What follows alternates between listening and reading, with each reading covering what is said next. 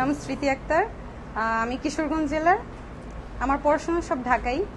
Honours complete করার মানে honours পরীক্ষা দেওয়ার পরপরই আমার ভাই আমাকে এখানে নিয়ে আসছিল। তারপর এখানে আসার পরে মনে হলো হ্যাঁ জব প্রয়োজন। এর আগে মনে হয়নি যে গভর্নমেন্ট জব প্রয়োজন, আমার জবেরই কোনো প্রয়োজন এরকম মনে হয় নাই, কিন্তু পরে মনে হয়েছে হ্যাঁ জব অবশ্যই প্রয়োজন। তারপরে এখানে 1.5 বছরের মতো প্রিপারেশন নিলাম।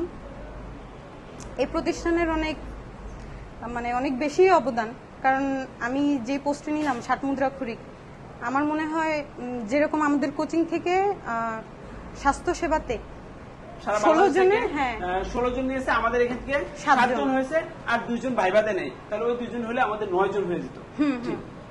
তো এখানে হ্যাঁ ওইখানেও আমরা 2 জনই দিয়েছিলাম। সারা বাংলাদেশ থেকে 2 জন নিয়েছে কোস্টগার্ডে, সেখানে ওই ঢাকা বহুবাসীতে 2 জন নিয়েছে। এবার বোঝেন নূরে আলম সিদ্দিকী কেন বলছে যে বাইরে গেলে ঢাকা বহুবাসী শুনলেই আপনাদেরকে ভয় পায়, কারণ চাকরি তো আপনাদের হয়ে গেছে। ভাইবাতে আমি 2টা লাস্ট যে 2টা ভাইবা দিলাম, আমার 3 ভাইবায় 3টাই চাকরি হয়েছে। মানে আমি ভাইবা দিছি 3টা চাকরি হয়েছে। তো লাস্ট যে 2টা দিলাম, ওই 2টাতেই আমাকে জিজ্ঞেস করা হয়েছিল যে আমি কোন প্রতিষ্ঠানের, বহুবাসী। তো তখনই তারা বলতো যে তাহলে তো আপনাদের নলেজ, সম্প্রতি নলেজ অনেক ভালো। তখন সম্প্রতির দিক থেকে কোশ্চেন করা হইতো। এইভাবেই এই প্রতিষ্ঠানের অনেক অবদান স্যার, যে 60 মুদ্রাক্ষরিক খুব 60 লিপি খুব ভালোভাবে শিখাইছে। তারপর সেখানে প্র্যাকটিক্যাল অনেক বড় একটা ফ্যাক্ট, কিন্তু আমাদের কোচিং থেকে দেখা যায় বেশিরভাগই প্র্যাকটিক্যালে পাস করে। তো আপনারা যদি মনোযোগ দিয়ে আর কি 60 লিপি ক্লাসটা করেন, যারা 60 লিপি আর কি করবেন তাদের দ্রুত চাকরি হয়ে যাবে ইনশাল্লাহ।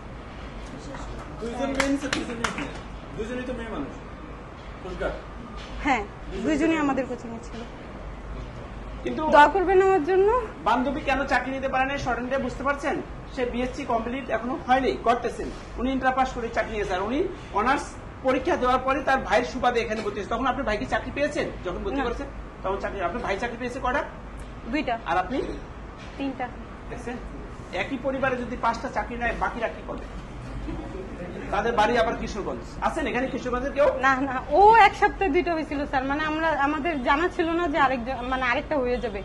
দেখা যায় যে ভাইবা দিতে দিতে একসাথে রেজাল্ট এসে পড়ে। 2টাই। তারও এক সপ্তাহে 2টা, প্রথম একটা হয়েছে আর এক সপ্তাহে 2টা, আর তার ভাইরও এক সপ্তাহে 2টা। এটা কি হাস্যকর বিষয় না? আমি শুনেছিলাম আপনার বাবা নাকি অনেক টাকা দিয়েছিল কাকে চাকরির বিষয়ে, স্বাস্থ্য মন্ত্রণালয়। না এটা আপনি আমাকে কে জানি না না না, আমার বাবা বলতে পারেন এদের সাথে, অসুবিধা নেই, এখন আর চাকরি যাবে না। না না না, আমার বাবা টাকা দিবে কই থেকে? আমাদের আর্থিক অবস্থা এত ভালো না যে 20 লাখ টাকা দিয়ে আমরা চাকরি নিব। তার মানে 20 লাখ টাকা দিলে চাকরি হয়, বুঝা গেল? না এখন হয় না, আগে হয়তো কিনা বলতে পারি না, কিন্তু এখন তো হয় না। আপনি ভাইয়ের জন্য কত টাকা দিয়েছেন? 1 টাকাও না। কি বলেন, ইনকাম ট্যাক্সের চাকরি হচ্ছে 1 টাকাও না? না স্যার। এদের জন্য কি বার্তা আছে আপনার পক্ষ থেকে? বলবো যে হতাশ হওয়া যাবে না, ভালোভাবে আর কি লাগা থাকতে হবে। যেরকম যদি হতাশ হয়ে যায় তাহলে তো শেষ। যেরকম আমার পোস্টগ্রাডে যখন আমাকে দূরে পোস্টিং দিছিল, তখন আমার কিন্তু জব হয় নাই, আমি জবটা রিজাইন দিয়েছিলাম। শুনছেন, তার এখনো চাকরির রেজাল্ট হয় নাই, প্রথম চাকরি, তাকে ঢাকার বাইরে পোস্টিং দিচ্ছে, সে রিজাইন দিয়ে এসে পড়ছে, কিন্তু তারা কর্তৃপক্ষ তাকে ছাড়ে নাই। কেন? যে এই মেয়ে কি ভুল করতেছে, বাচ্চা মানুষ, যে তাকে আমরা ছাড়তে পারবো না, কারণ সে একটা চাকরির মর্মই বুঝলো না যে একটা শর্ট হ্যান্ডের চাকরি, সে চাকরির ইচ্ছা হলো ছেড়ে দিল, কারণ ওকে নিয়োগ দিতে অনেক টাকা গেছে, আর ওর পরিবার চলবে কিভাবে? এই চাকরি ছেড়ে দিচ্ছে, কিন্তু ও তো চাকরি করবে না, ঢাকার বাইরে দিচ্ছে, কারণ ওর উদ্দেশ্য হলো বাংলাদেশ সচিবালয় চাকরি করবে। এই চাকরি গেল, সে আরো ভালো চাকরি। আমার থেকে আমার ভাইয়ের বেশি। ও বলছিল যে যাওয়া লাগবে না, চিন্তা করো না, তোমার তো ভাই আছে, ওইভাবে বলছিল যে জব না হইলেও সমস্যা নেই। তার মানে কি আপনাদের যাদের ভাই নেই, সরকারি চাকরি না করে, তারা যাবেন? ওনার তো ভাই আছে, এই জন্য উনি জানি না। আমি বললাম যে আমাকে নিয়ে আমার ভাইয়ের এক্সপেকটেশনটা আর কি একটু বেশি, আমার এত দূরে আসার পেছনে ওরই বেশি আর কি অবদান। সব অবদান আজকে ইনকাম ট্যাক্সের শিপনের, ঢাকা বহুবাসীর কোনো অবদান নেই, শুনলাম তার কথা। না আপনাদেরও ছিল, আমি শুরুতেই বলছি শর্ট হ্যান্ড খুব ভালো এখানে শেখায়।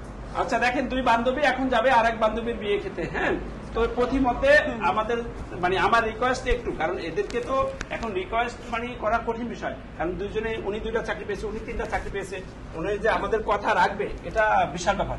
তারপরে বিয়ের প্রোগ্রামে যাবে, সেখান থেকে চলে আসছে, আমরা ধন্য তারা আসছে, এই জন্য তাদের জন্য একটা জোরালো কথা দেয়। আমরা পেয়েছি অবশেষে তাদেরকে। তারা বলছিলেন যে আমার বান্ধবীর চাকরি মন্ত্রণালয় না হওয়া পর্যন্ত আমি লাইভ দেবো না, এবং দুইজন একই সাথে লাইভ দিব। তো আলহামদুলিল্লাহ আজকে যদি সানজিদার বিয়ে না হইতো তাহলে দুইজনকে একসাথে পাওয়াটা কঠিন হয়ে যেত। সানজিদার বিয়ে উপলক্ষে সাজতে গুজতে যায় এই যে এখন আমাদের কাছে আসছে। অসংখ্য ধন্যবাদ আপনাদেরকে ম্যাডাম। তো এদেরকে আর কোনো মেসেজ দেওয়ার নাই?